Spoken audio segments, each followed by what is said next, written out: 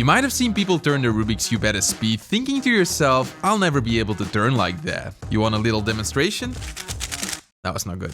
Bruh. Perhaps I'm not one of those guys, but you know who is? Matty Hiroto Inaba, who the other day got 2 3-second solves in one competition. And I teamed up with him today to give you 7 tips to turn faster.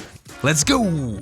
Tip number 1. Turn fast. Now, it might sound a bit obvious that in order to increase your turn speed, you have to turn fast, but here I'm talking about really pushing yourself to turn at 100% absolute max speed you're capable of. PLL algorithms can be pretty long and complex, making them ideal to build finger dexterity but also speed. The thing you might want to do is creating a spreadsheet and keeping track of all of your record times for each of the 21 PLL algorithms. So time them and try to do them as fast as possible. Now, one thing you will realize whenever you're pushing yourself to turn that fast is that you will lock up. Now, is this an issue or not? Well, that's how you develop TPS. You lock up at first, but then you get faster and faster. And to try and not lock up is like the worst thing you can possibly do. Like, obviously in practice, try and be clean, but my best solves have come when I just completely just sended it. I didn't care what happened, because when you're in the flow, you don't lock up. And that's when the really, like my 2 3s that I just got, that's what happens. You just don't care, and everything just lines up for you. Tip number 2. Don't over-exaggerate movements. You might think that the more you emphasize a turn, the faster you will turn.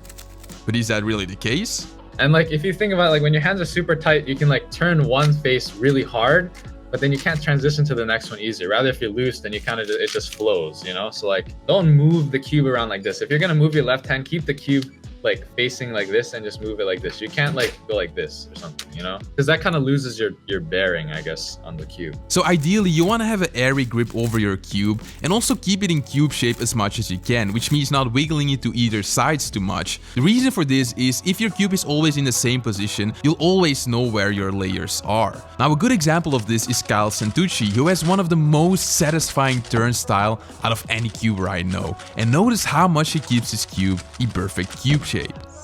Tip number 3, don't skip left hand day. Now, most algorithms you learn are for right hand dominant turning, which is the way that it should be, because you want to have a stable grip over your cube with your left hand and then use your right hand to spam the layers. And switching from a left to right grip too much during a solve will cost you time. However, if you do not deliberately practice your left hand turning, it will fall behind and you will be the equivalent of a bodybuilder skipping leg day. Now, this is especially important during F2L, where ideally you do want to solve pairs on the left side as well. And if you're not good at left hand turning, this will lead to you always rotating to solve pairs on the right side, and this is a really bad habit. How do you like increase the accuracy and the speed of your left hand? Yeah, so it's kind of funny. Right before I started doing Monkey League, so probably in like mid 2020, I mirrored all of my PLL algs and then I drilled them lefty.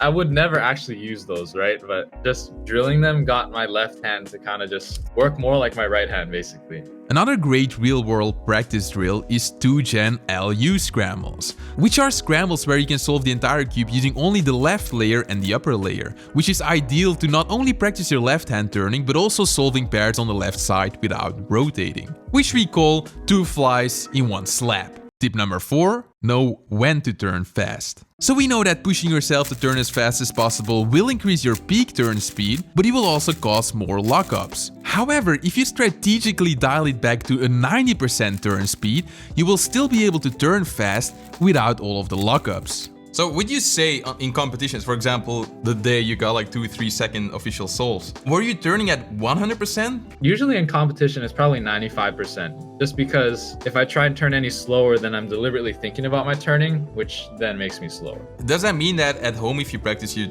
turn at 100%? I alternate. Like, I do a few solves where I'm really focusing on where my grip is and like what my finger tricks are. But then I do a few where I just don't even think. But if you are struggling with turn accuracy even at a 90% speed, you might want to try this practice drill where you turn way slower than you normally would, but try to align every layer as perfectly as possible. This way you will build the habit of better aligning your layers even at a faster turn speed. Tip number 5, get your priorities straight. If you want to have faster solve times, there are more things to improve than just turning fast. For example, one of the things is look ahead.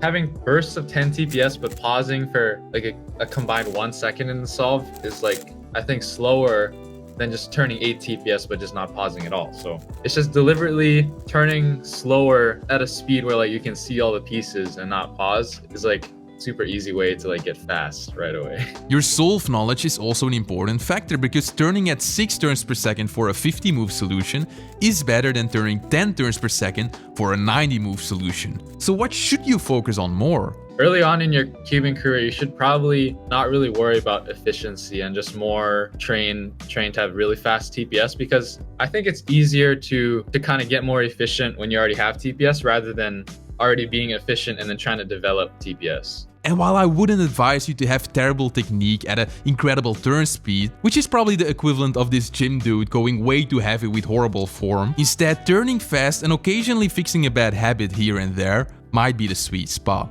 Tip number 6, get yourself a cube that fits you. Cubing hardware has gotten so good that you can, with 100% certainty, turn faster with a modern speed cube than with one of 5 years ago, unless you're using a GAN 14. Yeah. Great corner cutting combined with core magnets makes it so that your cube almost automatically aligns for each turn you do, which in its turn will lead to an overall faster turn speed. But talking about speed, right now, compared to like years ago, cubes are getting faster and faster. Yep. Do you think that actually brought down the overall average? If you look at definitely in the top 10 in the world, Yiheng, Rooyen, they definitely capitalize off of those fast cubes. Like, if you think your cube is fast, I guarantee you Yiheng's cube is faster. Like, that's how fast it is. Like, I went through a stage where I had like really slow cubes, and I could feel myself getting tighter over the cube because I wanted to put more force into the turn, and that actually made my TPS worse. So I would suggest that for people starting out and they're trying to get faster, like get a fast cube and set it up pretty fast, because then it'll train your hands to be loose on the cube. You know what a great example of that is? The Yeocube version 2, everyone's favorite cube. Now there are a lot of options of great speed cubes, but if you are getting one, make sure to go to thecubicle.com and use discount code CUBEHEAD for a huge discount and a free CubeHead logo. However, fast cubes don't work for everyone, and if you're struggling to adapt to them, just stick to something that fits you. Luke Garrett, if you feel his cubes, they're like probably the slowest I've ever felt, and he has like extremely fast TPS, so anything works. Tip number 7, the last and most important tip is, the better the finger tricks, the better the potential. For every sequence of moves you do, you will build muscle memory. So the more you turn in a certain way, the more you will get used to that style of turning. But learning new finger tricks can be tricky, no pun intended. Because when you aren't adjusted yet to a new finger trick, the old way of doing something will be faster. What I like to say is there's a time to train and a time to trust. So when you're training, you should think about, oh, my finger tricks, let me just make sure I'm holding it well, you know, like turning cleanly. But then when you're solving in competition, that's the time to trust, where you basically cannot be thinking about any finger trick stuff. Once you do unlock a new finger trick, you can apply this finger trick whenever it occurs in a solve. You will master it even more every time it does occur, and your potential turn speed will be higher than before. So the key is to improve your finger tricks early on, but don't be discouraged if you haven't yet, because even Matty can learn some things here and there. So a lot of people do like the second U with their middle finger, right here. Middle. Wait, you're so fast. I'm gonna switch to that. Okay. I'm actually gonna use that. That's pretty sick. Thank you. Now there are so many finger tricks that it doesn't make sense to include everything in this video. Instead, you might want to check out this video right here, where I cover all of the finger tricks going from beginner to the advanced solving technique. So if you are a cuber, you might want to check if you know all of the advanced stuff. Hope you learned something in this video, and I will see you in the next one. Keep turning fast, guys. Whoop.